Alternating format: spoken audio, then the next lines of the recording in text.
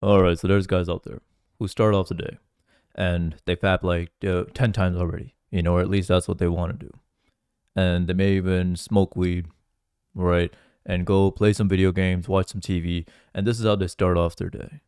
And they feel so guilty by the end of the day because they got nothing done and then tell themselves, oh, tomorrow's going to be different. I'm not going to be like this anymore. Tomorrow rolls around, the same cycle repeats again. Whereas there's other guys out there who start the day, they kill their goals, and they chill for the rest of the day.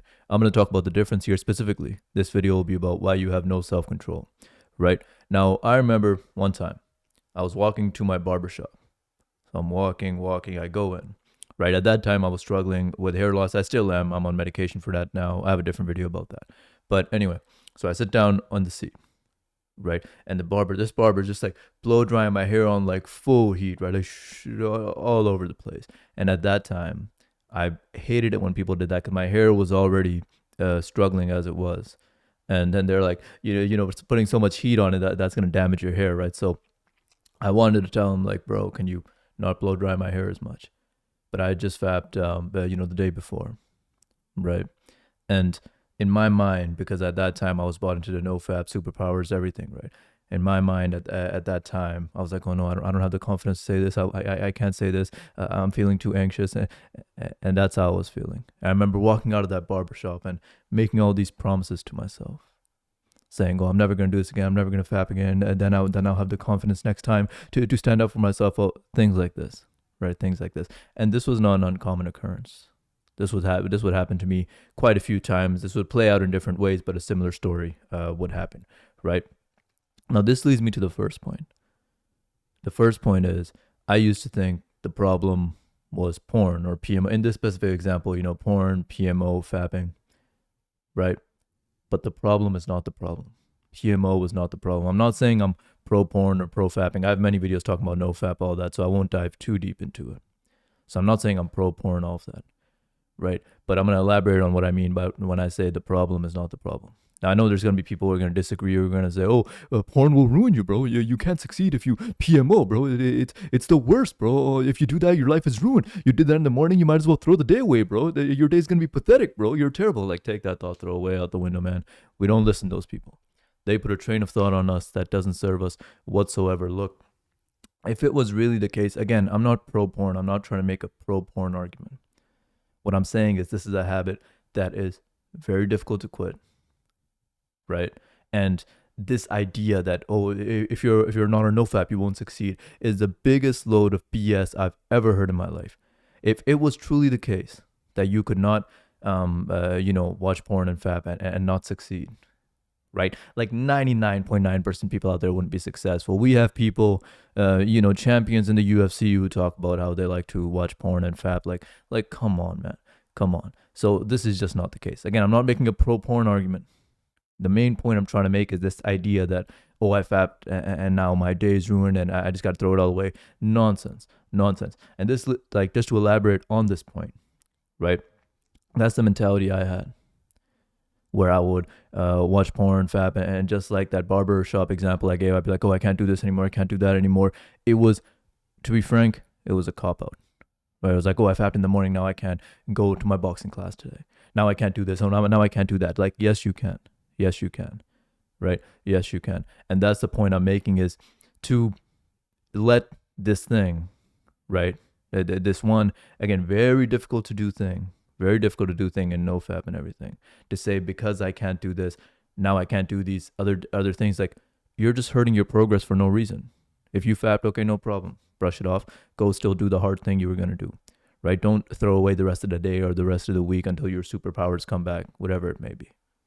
Right? And I'm going to elaborate on this a little. Now, next thing I remember is I was sitting in this room, right, with two therapists sitting on both sides. And this was a long therapy session. If you guys want me to talk about it, let me know. I can talk about it sometime. It is personal, so I'm not promising I'll make a video about it. It does get into some deep shit. But I try to be as open as possible on this channel, so potentially let me know if you're interested. But I remember sitting there, and this was like a 4+ hour therapy session. And I cried. Bro, I cried damn near for the whole therapy session. I'm not even kidding. I'm not even kidding. Right? Now, the point I'm trying to make here is this was from this session.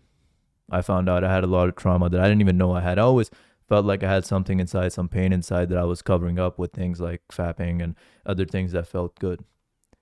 But that really, the fact that I just could not stop crying, it was nonstop crying, really let me know that there was a lot that I needed to let go of. Right? Now, this leads me to the second point. Discipline is not all it takes to quit a habit. Right? Quit a habit, any habit. I'm going to focus on PMO, like porn and masturbation, because that tends to be a big thing in the self improvement space. Right? So let's take that as an example. Discipline is not all it takes to quit that. You can't just quit that purely based on discipline. Maybe some minute people can, though. To be honest with you, I don't buy it, but maybe they can. But you can't rely on pure discipline for this stuff. And let me elaborate on this a little bit. Now, I know there's going to be people out there who are going to disagree and say, oh, if I wanted to quit, I'd just quit, bro. We're talking about emotions. That's weak, bro. Who goes to therapy? You got to man up, bro. This is pathetic stuff, pathetic advice. Like, take that thought, throw way out the window, man. We don't listen to those people. They put a train of thought on us that doesn't serve us whatsoever. And look, I've lived this stuff for years and years and years and years and years. I used to be the guy who's on nofap, relapsing. Oh, I'm never going to do this again. Feeling all this guilt, only to do it again and again and again. And it was just this toxic cycle of negativity, guilt, and shame. Right? There's absolutely, again, I'm not making a pro porn argument or pro, like, live your life how you want to live it. Right? I don't think porn is some great thing, and I've talked about it in other videos. But what I'm saying is with porn and fapping, we have this very addictive habit. Right? A very addictive habit that feeds on a primitive desire, and it's very easy to fall into the cycle of. And to say that, A, oh, if I do this, then I won't be successful or anything like this, and B, to put so much pressure on yourself to quit, where it's like, oh, if I don't quit, now I'm like this terrible person, and oh my God, it's pointless. It's pointless, right? It's not going to help you. It's not going to serve you. That's what I'm saying, right? So in conclusion, all I'm really saying, the problem is not the problem. I used to think the problem was, porn and all that. And as I've done some deeper self-exploration, I realized that it was things like loneliness. I was feeling very lonely, and every time I feel lonely, I'd go out and, try to start watching porn or whatever.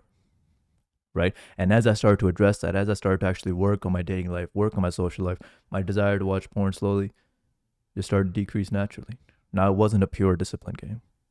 Right? That's what I mean. So that's what I mean when I say the problem is not the problem. Look inside. At least in my case, there were things inside that I needed to address. And as I started to address them, my desire to constantly numb my emotions with anything, right? Any sort of vice, just died down. I'm not saying I'm perfect. I'm far from it. Far from it. Just to be straight up with you, I probably still watch porn on cadence of like once a week or something, like averaging the shit out, once a week.